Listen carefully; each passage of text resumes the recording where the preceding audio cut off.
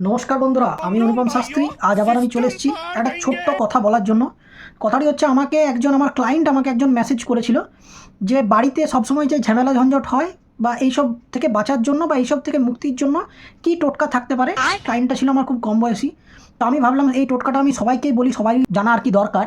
তো সেই জন্যই আমি এই টোটকাটা তোমাদেরকে সবাইকেই আমি বলছি আজ ভিডিওর মাধ্যমে। তো দেখো, যদি তোমার বাড়িতে ঝামেলা বা ঝঞ্ঝট হয় তাহলে তুমি প্রথমেই ঘর থেকে বেরাও। কারণ তুমি হলে একটা বাঞ্চোর ছিলা, তোমার জন্যই ঝামেলাটা হচ্ছে। তোমার রবিবার দিন এলে মনে হয় মাংস খাবে, ঘরের লোককে জ্বালাবে। এবার তুমি ধরো বাইরে থেকে মাংস কিনে নিয়ে ঘর চলে এলে ঘরের মা বা বউ ঝামেলায় মহিলা নেই, মাথা খারাপ হলো নাই। রবিবার দিন কত বাদে কাছাকাছির কাজ থাকে জানো? কাঁচা, বাসন ধোয়া, ঘর মোছা, বিছানা ঝাড়া, সব কাজ রবিবারে করে। তুমি বন্ধুদের সঙ্গে যাবে, আড্ডা মারবে, একটা সময় খেতে ঘর আসবে। তোমাকে কেন তোমার সঙ্গে ঝামেলা লাগবে না? দেখি তোমাকে ধরে চুন খাবে। তুমি সারাদিন ঘরে শুয়ে শুয়ে বলবে আমি রিলস পাঠাবো, আমি বন্ধু বান্ধবের সঙ্গে সারাদিন ইনস্টাগ্রাম আর হোয়াটসঅ্যাপে রিলস পাঠাই বেড়াবো। তো তোমাকে গাইল দেবে না তো কী করবি? এগুলোর থেকে মুক্তির কোনো উপায় নাই। তুই তোর ব্যবহারগুলো আগে চেঞ্জ কর। তোর ব্যবহারগুলো দেখেছিস কেমন?